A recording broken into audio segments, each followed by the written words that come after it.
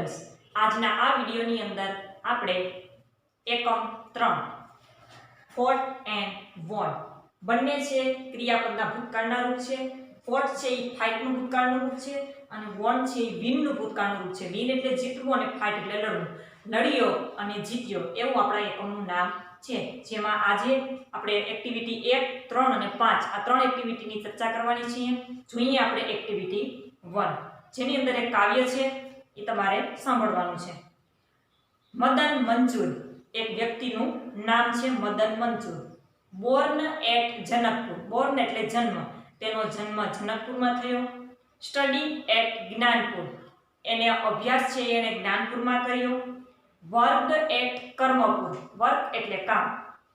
તેણે પોતાનું કાર્ય છે, કામ છે, એ કર્મપુરમાં કર્યું. Married at Jivanpur. મેરીડ એટલે લગ્ન. એના લગ્ન જીવનપુરમાં થયા. Fell ill on Friday. Ill એટલે બીમાર.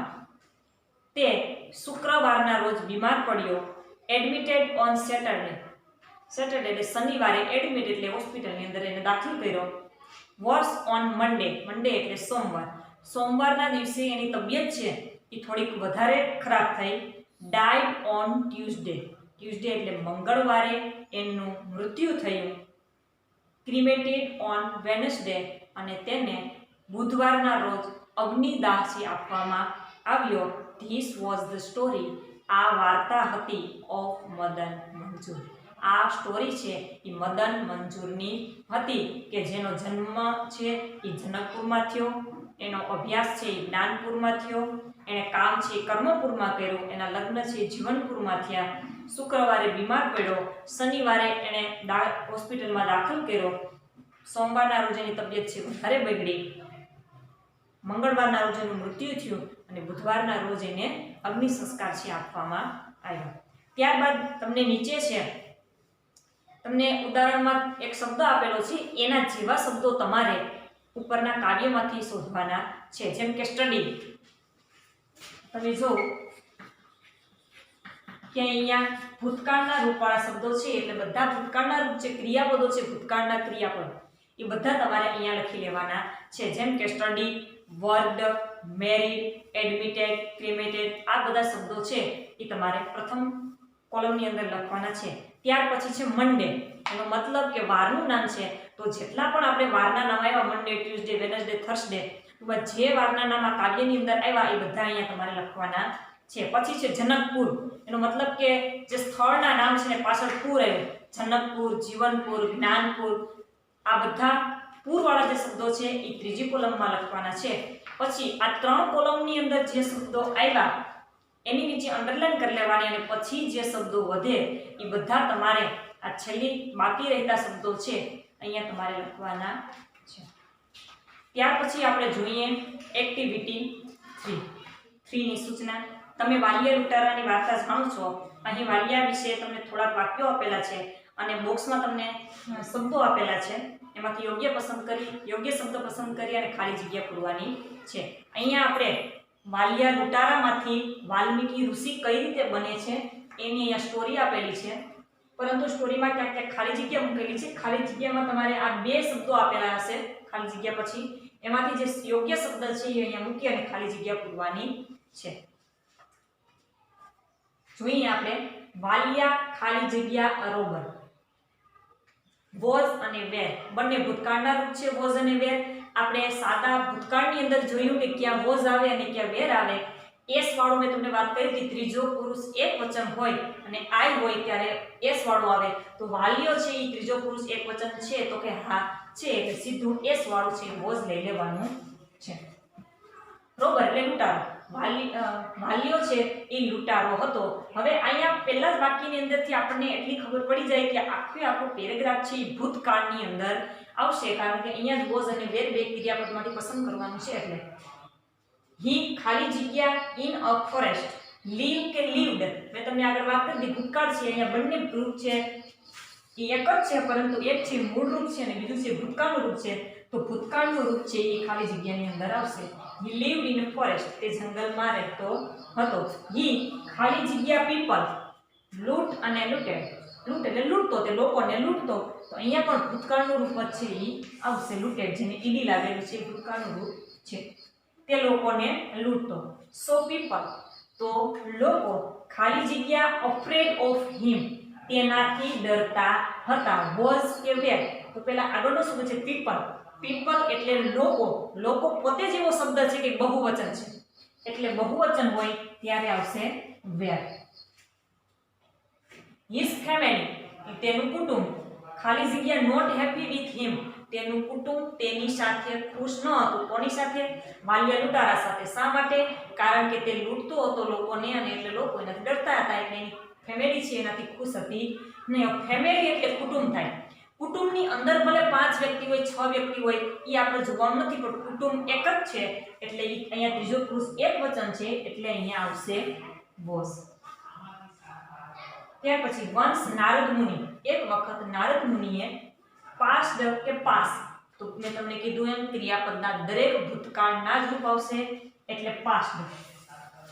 થ્રુ ધ ફોરેસ્ટ, એક વખત નારદ મુનિ છે એ જંગલમાંથી પસાર થતા હતા. હિઝ એડવાઇસ, તેની એડવાઇસ એટલે સલાહ, તેની સલાહથી ખાલી જગ્યા ચેન્જ કે ચેન્જડ, ભૂતકાળનું રૂપ છે એ આવશે Valiya's life.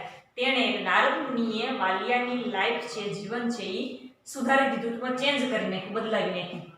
Valia the robber, જે વાલિયો લૂંટારો હતો, બીકમ વાલ્મીકી ધ સંત, વાલિયા લૂંટારામાંથી છે એ વાલ્મીકી નામના સંત બન્યા.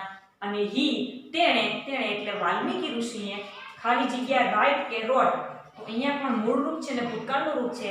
આ રોડ છે ભૂતકાળનું રૂપ છે, રાઇટ એટલે લખવું અને રોડ એટલે લખ્યું રામાયણ, અને એણે રામાયણ લખી. આ આખી વાર્તા છે તમને હું કહું તો વાલ્મીકી નામનો લૂંટારો હોય છે, તે લોકોને લૂંટતો, અને એટલે લોકો એનાથી છે ડરતા.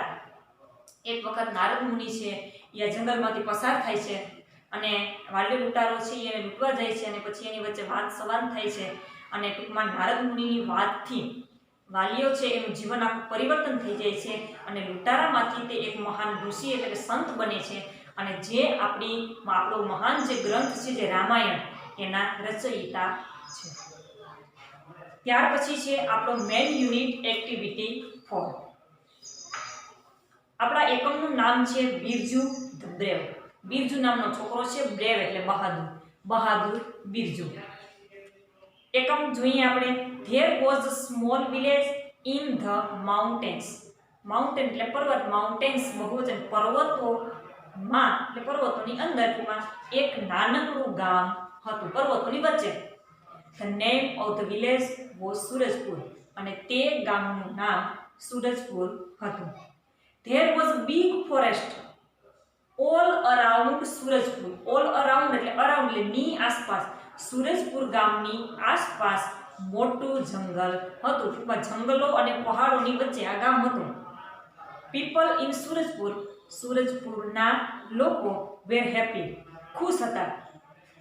ધે વર્કડ હાર્ડ, તેઓ ખૂબ મહેનત કરતા. એન્ડ ગ્રુ ગુડ ક્રોપ્સ, ક્રોપ એટલે પાક, ગ્રો એટલે ઉગાડવું એનું ભૂતકાળ ગ્રુ. તેઓ સારો પાક ઉગાડતા, એટલે ટૂંકમાં મહેનત કરતા અને સારો પાક ઉગાડતા, અને એટલે સુરજપુરના લોકો છે એ ખૂબ જ ખુશ હતા. Birju a young man also lived in Surajpur, અને આ સુરજપુરમાં એક બિરજુ નામનો જે છોકરો હતો તે આ ગામમાં રહેતો હતો. He was tall and handsome, તે ઊંચો અને દેખાવડો હતો. હી વોઝ વેલ્ધી ટુ, તે સાથે સાથે તંદુરસ્ત પણ હતો. But he was not brave, તે ઊંચો હતો, દેખાવડો હતો, તંદુરસ્ત હતો, અટોકટો હતો, પણ તે બહાદુર નહોતો. જો આપણા પાઠનું નામ બહાદુર બિરજુ છે, પણ અહીંયા તમને એમ કહે છે કે બિરજુ બહાદુર નહોતો. He was afraid of even a mouse, તે એક ઉંદરથી પણ ડરતો. He never went out at night, તે રાત્રે, નેવર એટલે ક્યારે પણ નહીં, તે રાત્રે ક્યારે પણ બહાર નીકળતો નહીં, એટલો બધો ડરતો એમ. ધ ચિલ્ડ્રન ટીઝડ હિમ, ટીઝ એટલે હેરાન કરવું, પરેશાન કરવું, ખીજવવું, ચીડવવું. બાળકો છે એ બિરજુને ખીજવતા. બિરજુ ધ કોવર્ડ એટલે કે ડરપોક બિરજુ, ડરપોક બિરજુ આમ કહી અને બિરજુને બાળકો છે ખીજવતા. વન્સ ધ વિલેજ સરપંચ, એક વખત ગામના સરપંચને રિસીવ્ડ અ નોટ, નોટ એટલે ચિઠ્ઠી, ફ્રોમ સમ ડકોઇટ્સ, ડકોઇટ એટલે ધાડપાડો અથવા લૂંટારાઓ. એક વખત ગામના સરપંચને લૂંટારાઓ દ્વારા એક ચિઠ્ઠી મળી. We are coming to your village tonight, અમે તમારા ગામમાં આજે રાત્રે આવીશું. Keep all your money and ornaments ready. તમારા બધા પૈસા અને ઓર્નામેન્ટ્સ એટલે ઘરેણા છે એ તૈયાર રાખજો. આવું એ ચિઠ્ઠીની અંદર લખેલું હતું અને આ ચિઠ્ઠી સરપંચને મળે છે. The sarpanch cold the villagers. Village એટલે ગામ અને વિલેજર્સ એટલે ગામના લોકોને.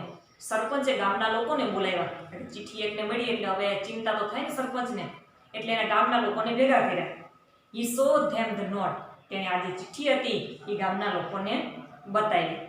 જે અંદર વાંચેલું હતું એ બધાને કીધું કે આવી રીતે લખેલું છે, લૂંટારાઓએ આપણને ચેતવણી આપી છે કે આજે રાત્રે અમે તમારા ગામને લૂંટવા આવીશું. તમારા જે પૈસા અને જે ઘરેણા હોય એ તૈયાર રાખજો.